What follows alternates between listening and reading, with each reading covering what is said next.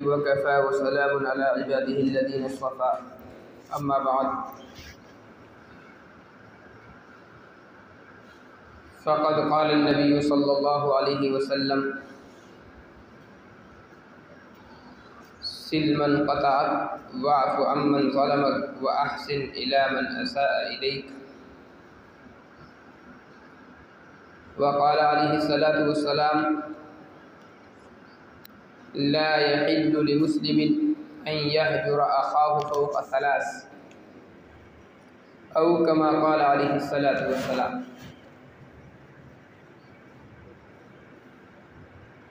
दो अहादीस मुबारका हज़रात के सामने तिलावत की है और दोनों अहादीस में एक ही तरह का मज़मून बयान किया गया।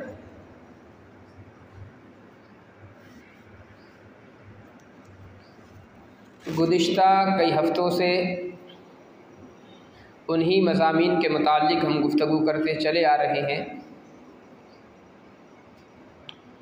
इंसान को अल्लाह तबारक व तआला ने दुनिया में जो मबऊस फरमाया है, दुनिया के अंदर इंसान को भेजा गया है और तमाम इंसानों को अल्लाह ने एक सिफ़ात पर पैदा नहीं किया। मुख्तलिफ़ सिफ़ात अल्लाह तबारक व तआला ने इंसान को अता फ़रमाई है। मुख्तलिफ़ फ़ितरतें अल्लाह तबारक व तआला ने इंसानों की पैदा की हैं। दुनिया में जब इंसान आता है तो अल्लाह तबारक व तआला ने जो असल मक़सूद इंसानियत का करार दिया है वो तो इताअत खुदाबंदी है, मारिफत इलाही है, जिसको हम इबादत से भी ताबीर कर देते हैं। और कुरान करीम में लफ्ज़ इबादत जिसके लिए इस्तेमाल किया गया, वमा खलक़तुल जिन्ना वल इंसा इल्ला लियअबुदून, इबादत के असल माना आते हैं मारिफत खुदाबंदी, यानी अल्लाह की ज़ात को पहचान लेना। ये जो इबादतें रखी गई हैं ज़ाहिर है अल्लाह की ज़ात को पहचानने का ज़रिया है, एक सबब है। वरना तो अल्लाह को हमारे रोज़ों से, हमारी नमाज़ों से, हमारी ज़कातों से क्या सरोकार। कई हफ्तों से मुसलसल ये बातें चल रही हैं, हम जो भी इबादत करते हैं अल्लाह को तो कोई फ़ायदा नहीं पहुँचता उन इबादतों का। ज़कात हमने दी, अपने किसी गरीब भाई को हम देते हैं। हम मदरसे में ज़कातें लगाते हैं तो हमारे बच्चे मदरसों के अंदर आकर के पढ़ते हैं। मस्जिद में हम पैसा लगा रहे हैं तो मस्जिद में हम खुद आकर के नमाज़ पढ़ रहे हैं। खर्च करते हैं तो हमें मस्जिद में हमारे खर्च के एतबार से सहूलियतें मिलती हैं। तो हमने अल्लाह को क्या दे दिया? अल्लाह को तो हमने कुछ नहीं दिया। फिर अल्लाह की जानिब से ये सवाब क्यों दिया जाता है और अल्लाह की जानिब से ये कबूलियत का वादा क्यों है? जाहिर है कि अल्लाह तबारक व तआला का ये मकसूद ही नहीं हमारी इबादतों से। अल्लाह को हमारे पैसे की ज़रूरत नहीं, अल्लाह को भूखा रख कर के हमें कुछ नहीं मिल जाता। हम कुर्बानी देते हैं, अल्लाह के यहाँ कुछ हमारे कुर्बानी का हिस्सा नहीं पहुँचता। लेकिन अल्लाह ये देखता है मेरे बंदे का मुझसे ताल्लुक़ कितना है, रब्त कितना। बस ये जो रब्त और ये ताल्लुक़ है, इस ताल्लुक़ और रब्त की बिना पर अल्लाह तबारक व तआला की जानिब से कबूलियत का ऐलान होता है और अल्लाह की जानिब से फिर सवाब का वादा किया जाता है। अल्लाह ने दुनिया में इंसान को भेजा तो असल मकसूद मारिफत इलाही है, लेकिन इसके साथ में अल्लाह तबारक व तआला ने मुख्तलिफ़ कैफियत पर इंसान को पैदा फरमाया। फ़रिश्तों की तरह इंसान की ज़िंदगी नहीं बनाई कि अल्लाह ने किसी को बस रोज़ी की ज़िम्मेदारी मुतय्यन फरमा दी कि तुम्हारा काम बंदों की रोज़ी लिखना है, कितनी किसको पहुँचनी है, वो फ़रिश्ता उसी पर लगा हुआ है। किसी को अल्लाह ने तस्बीह पर लगा दिया, वो फ़रिश्ता तस्बीह पर लगा हुआ है, उसे दुनिया में या आखिरत में कोई काम ही नहीं इसके अलावा। तो इंसान की जो ज़िंदगी है ये मुख्तलिफ़ कैफियत से जोड़ करके अल्लाह तबारक व तआला ने बनाई। इसको अल्लाह की इबादत भी करनी है। दुनिया के अंदर रह रहा है तो अपने खाने पीने का इंतज़ाम भी करना है। ये नहीं कि अल्लाह ने फ़रिश्तों की तरह इसको खाने पीने से बिल्कुल बेनियाज कर दिया हो, रोज़ी रोटी से बेनियाज कर दिया हो, नहीं, अपना भी इंतज़ाम करना है। और अल्लाह ने उसके अपने साथ दूसरों की जिम्मेदारी भी उसके ऊपर लगा दी। घर का बड़ा है, छोटों का इंतज़ाम करना है, अपने बीवी बच्चों के खाने का इंतज़ाम करना है, दुनिया की बहुत सारी ज़रूरतें हैं जो इसको पूरी करनी है। तो सिर्फ एक कैफियत पर अल्लाह ने किसी इंसान को पैदा नहीं फरमाया है, मुख्तलिफ कैफियत। कभी रंज से भी वास्ता होता है, कभी खुशी से भी इंसान को वास्ता होता है, कभी तकलीफ़ें इस दुनिया में इंसान पर आती हैं, कभी सहूलतें और आसाइशें अल्लाह तबारक व तआला इंसान को इनायत फरमाता है। बहुत से मौक़े ऐसे आते हैं खुद भी इंसान बड़ा खुश, तमाम लोगों को खुश देखना चाहता है, तमाम लोगों के साथ में खुशहाली की ज़िंदगी बसर करता है। एक मौका इंसान पर ऐसा आता है खुद रंज और गम के अंदर होता है, दूसरे को खुश देखना भी इंसान भी पसंद नहीं करता। तो ये मुख्तलिफ कैफियत हैं जो अल्लाह तबारक व तआला ने हर इंसान के साथ तकरीबन लगाई है। कोई इंसान इन कैफियत से मुनज़्ज़ह और मुबर्रा नहीं। ये मुख्तलिफ कैफियत हर इंसान में अल्लाह तबारक व तआला ने रखी है, उसके मादे के अंदर ये रखी गई। हत्ता कि अंबिया अलैहिमुस्सलातु वस्सलाम भी इन कैफियत से मुस्तस्ना नहीं रखे गए। अंबिया अलैहिस्सलातु वस्सलाम की हम ज़िंदगी उठा करके देखें, कभी खुशी का मौका है, कभी गम का मौका है। खुशी के मौके पर खुशी का इजहार है, गम के मौके पर गम खुद ब खुद जाहिर हो जाता है, जाहिर करने की भी ज़रूरत नहीं होती है। अल्लाह ने जो कैफियत इंसान में रखी है, आदमी गम के मौके पर कितना ही खुश होकर के दिखाए लेकिन खुश नहीं हुआ जाता। आपको किसी चीज़ का गम लाहिक हो, आप चेहरे से कितनी मुस्कुराहटें दिखला दें, लेकिन आपकी मुस्कुराहट में भी पहचानने वाला गम को पहचान लेता है। वो समझ जाता है कि ये जो मुस्कुराहट है ये मसनूई है, इस मुस्कुराहट के अंदर भी गम छिपा हुआ है। आप बहुत ज़्यादा खुश हो रहे हो, खुशी की वजह से आंसू निकल रहे हो, जबकि आंसुओं का निकलना हमारे यहाँ आम तौर पर गम की दलील समझा जाता है। लेकिन जब आंसू खुशी की वजह से निकलते हैं, पहचानने वाला पहचान जाता है कि ये आपके आंसू खुशी के हैं, गम के नहीं हैं। तो अल्लाह तबारक व तआला ने जो कैफियत इंसान के साथ में रखी है, कोई इंसान इससे बच करके नहीं जा सकता। इन कैफियत को छुपाया नहीं जा सकता। इंसान दुनिया के अंदर रह रहा है, मुआशरे में रहता है, मुख्तलिफ बातें पेश आती। अब आपस में हम लोग रह रहे हैं, कभी किसी के साथ में दोस्ती का माहौल भी बनेगा, किसी से दुश्मनी भी पैदा होगी, कभी किसी से नाराज़गी भी होगी, कभी किसी की बातों से दिल भी दुखेगा, कभी दूसरों की बातों से खुशी मिलती है, कभी किसी की बातों से आदमी को गम लाहिक हो जाता है, तकलीफ़ पहुंचती है। ये सारी कैफियत अल्लाह ने इंसान के साथ में लगाई। और जाहिर है जब अल्लाह ने तमाम कैफियतें इंसान को अता फरमाई है तो फिर रास्ते भी दिखलाए अल्लाह ने। ये नहीं कि कैफियतों दे दी और निकलने के रास्ते नहीं बतलाए। कैफियतें तो अता फरमा दी लेकिन हल कोई नहीं अल्लाह ने बतलाया, ऐसा भी नहीं। अल्लाह ने तमाम कैफियत का हल भी बतलाया। अब मिसाल के तौर पर आप अल्लाह की कुदरत को देखें, हम किसी से नाराज़ होते, किसी की बात से कोई तकलीफ़ हमें पहुंच गई, बड़ा गम हुआ, रंज हुआ, कोई ऐसी बात सामने वाले ने कह दी जो दिल को लग गई। अब तबीयत नहीं चाहती इस आदमी से मुलाकात की जाए।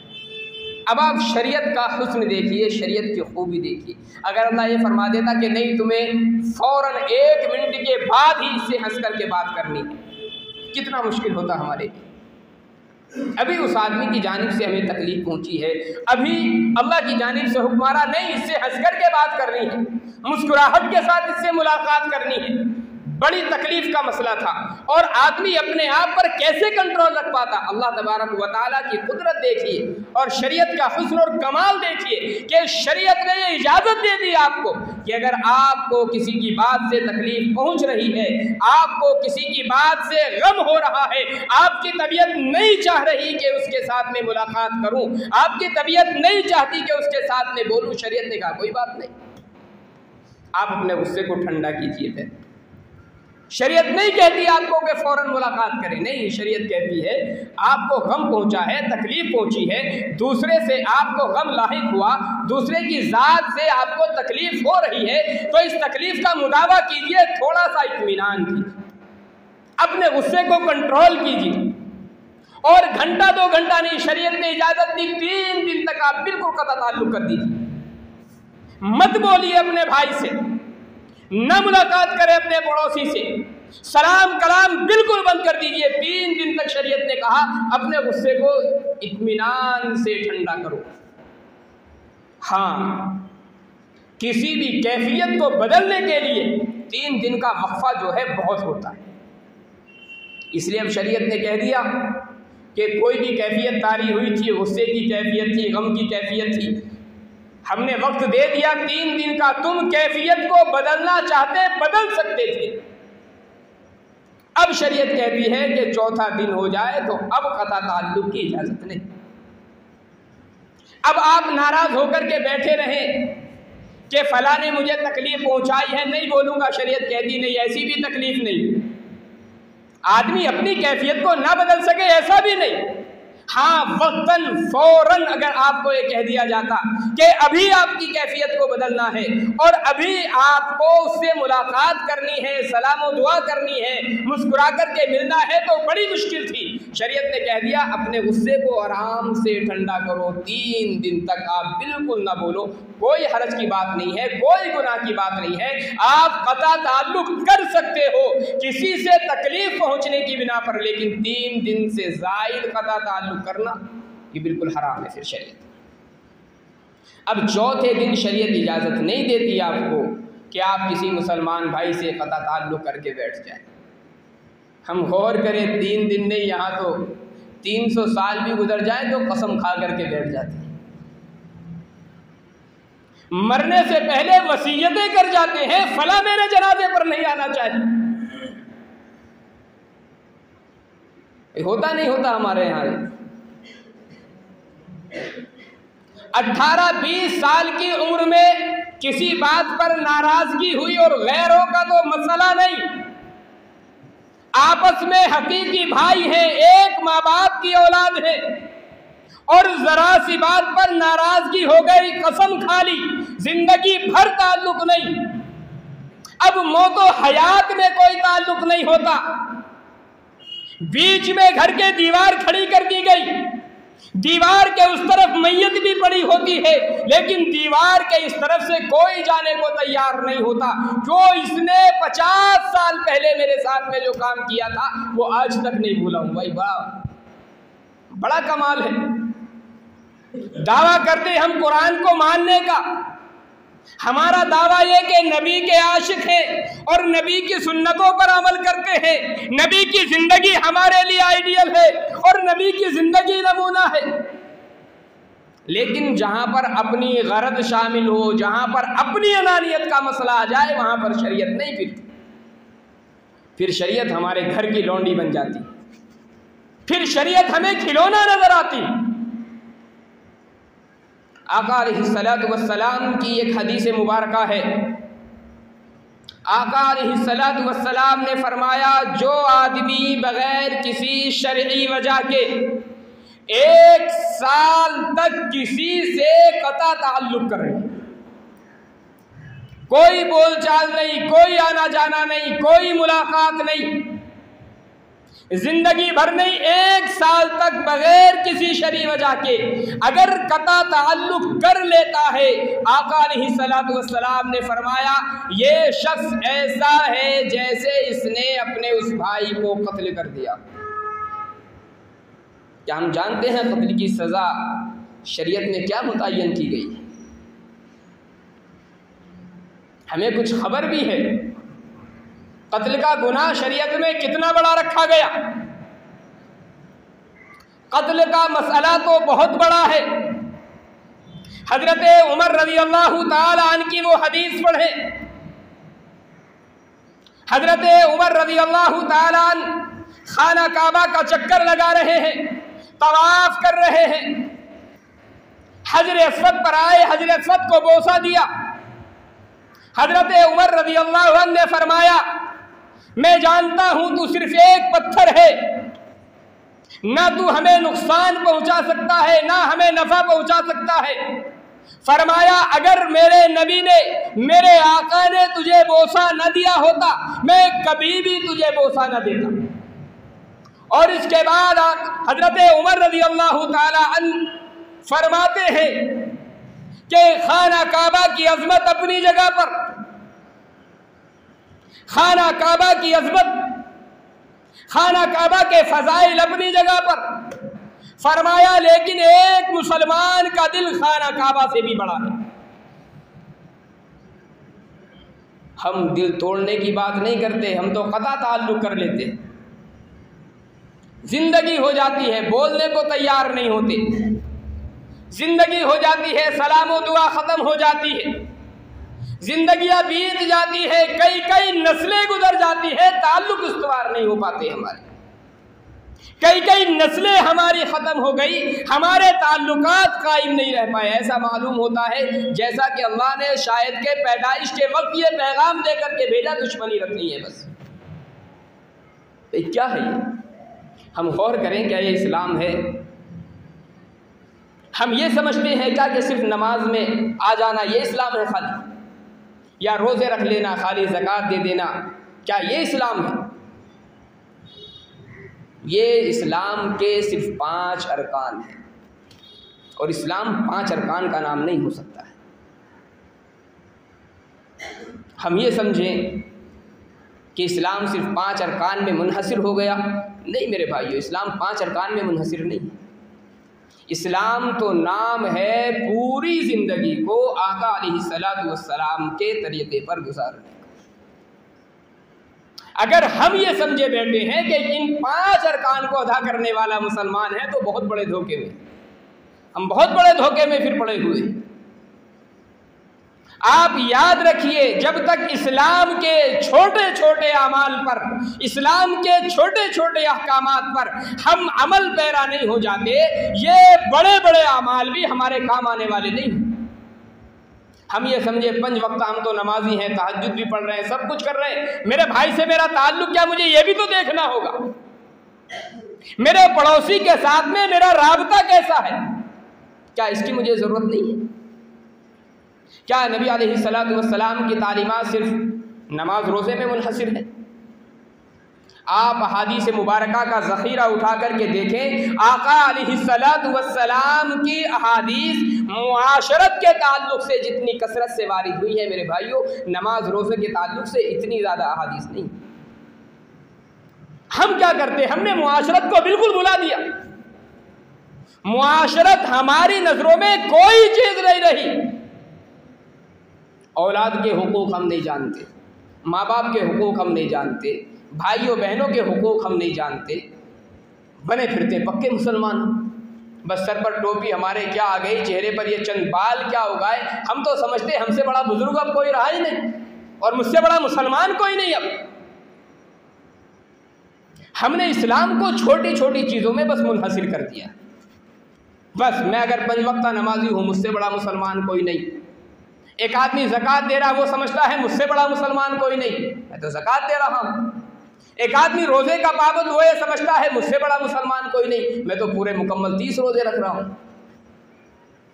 मेरे भाइयों, ये इस्लाम नहीं है। खाली सिर्फ इन चीज़ों का नाम इस्लाम नहीं।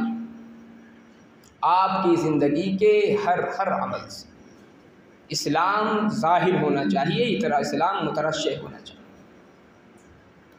हम अपनी मुकम्मल ज़िंदगी को ताबे कर दें इस्लाम की। मेरी अनानियत कहीं पर आड़े आ रही है, मेरी नाक कहीं पर नीची हो रही है, होती रहे। मैं सबसे पहले ये देखूं कि अगर मैं अपनी नाक ऊंची करने के चक्कर में कहीं ऐसा तो नहीं कि आका अलैहिस्सलातु वस्सलाम की गर्दन कल क़यामत के दिन झुकाने वाला बन जाऊं। कहीं ऐसा तो नहीं कि अपनी अनानियत के चक्कर में अहादीस को एक तरफ डाल दिया।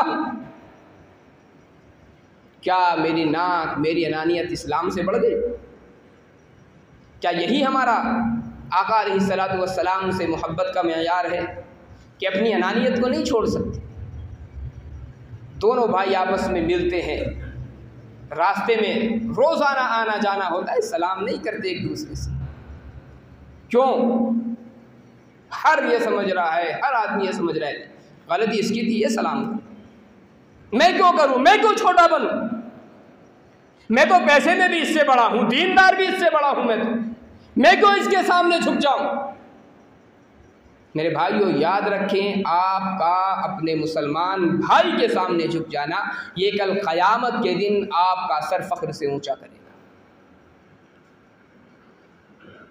ये कोई छोटी चीज़ नहीं है। हदीस मुबारक का एक का मफ़हूम है, आका अलैहिस्सलातु वस्सलाम ने फरमाया, अल्लाह तबारक व तआला के हुजूर में मुसलमानों के जो आमाल है पूरे हफ्ते के वो 2 दिन में पेश किए जाते हैं, एक पीर के रोज़, एक जुमेरात के रोज़। अल्लाह तबारक व तआला पूरी इंसानियत के जो आमाल हैं वो फरिश्ते ले जा कर के अल्लाह के हुजूर में पेश करते हैं। आका ने फरमाया कि अल्लाह तबारक व तआला तमाम लोगों के आमाल का जायज़ा लेते हैं और फिर तमाम लोगों की मग़फ़िरत कर दी जाती है।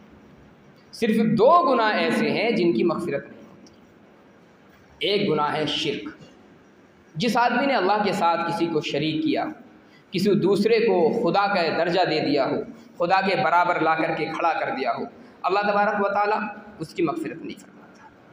और दूसरा आका ने फरमाया कि वो 2 मुसलमान जिनका आपस में क़ता ताल्लुक़ है, आपस में बोलचाल बंद है, आपस में सलाम व दुआ नहीं है, अल्लाह तबारक व तआला मग़फ़िरत नहीं फरमाता, फ़रिश्तों से कहता है इन दोनों को छोड़ दो,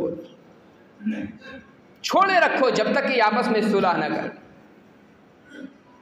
आपने पूरी ज़िंदगी अपने भाई से सुलह नहीं की, खूब तहज्जुदें पढ़ी, खूब नमाज़ें पढ़ी, खूब रोज़े रखे, ज़कात भी खूब दी, सदक़ात भी खूब दिए, आपको मालूम ही नहीं कि मेरी मग़फ़िरत ही नहीं हो रही है।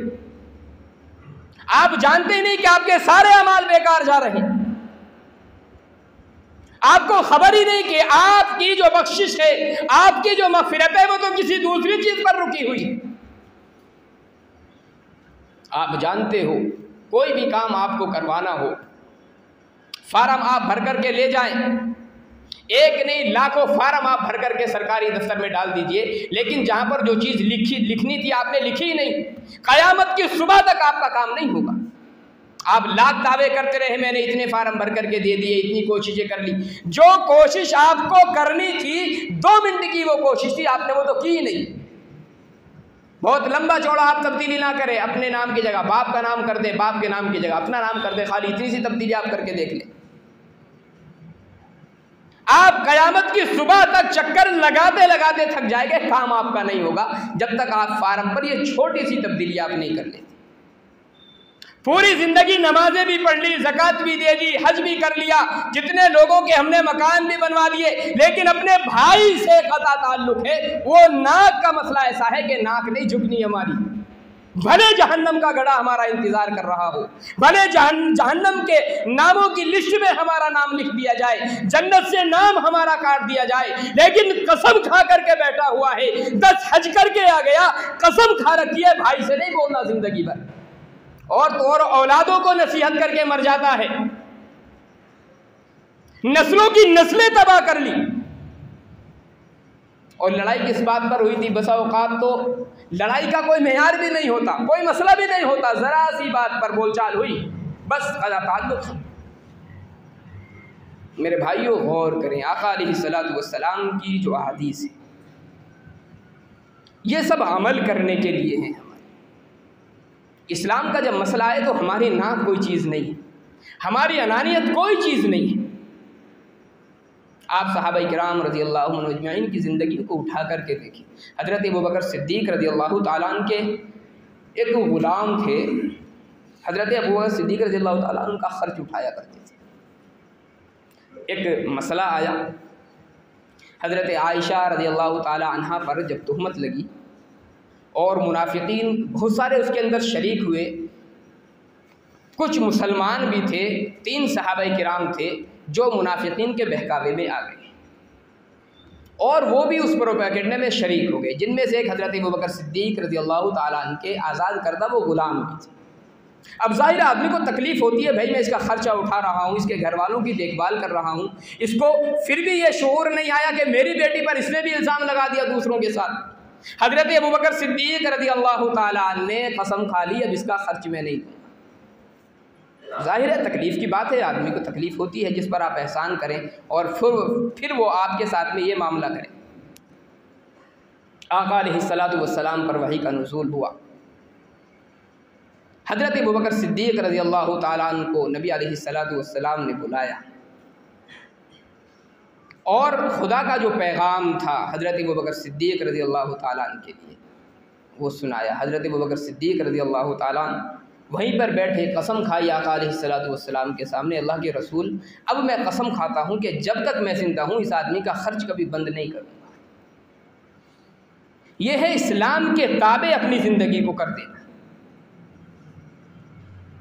हम ज़रा सी बात पर कता ताल्लुक़ किए बैठे, हमें ये मालूम ही नहीं कि हमारे सारे अमाल मुअल्लक़ हैं। कोई अमल हमारा कबूल ही नहीं हो रहा जब तक अपने भाई से हम ताल्लुक़ात बराबर ना कर लें। हाँ, कभी ऐसा भी होता है कि हम ताल्लुक़ात रखना चाहते हैं, सामने वाला नहीं रखना चाहता, अब क्या करें?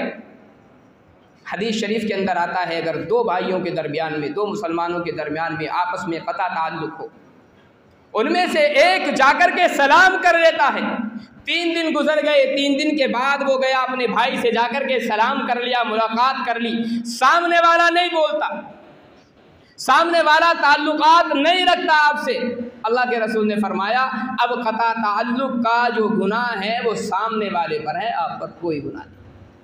आपका जो फ़र्ज़ था वो आपने अदा कर दिया, आपकी जो जिम्मेदारी थी आपने पूरी कर दी।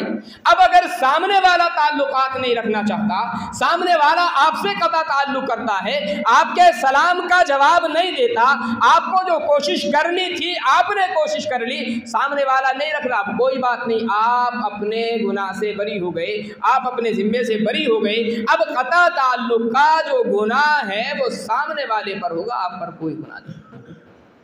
लेकिन कम से कम हम ये तो करें कि हमारी जो जिम्मेदारी हम उसको तो पूरा करें। वो सामने वाला क्या करता है उसका मामला है, जाहिर है कि उसके गुनाहों का वबाल हमारे ऊपर तो नहीं होगा।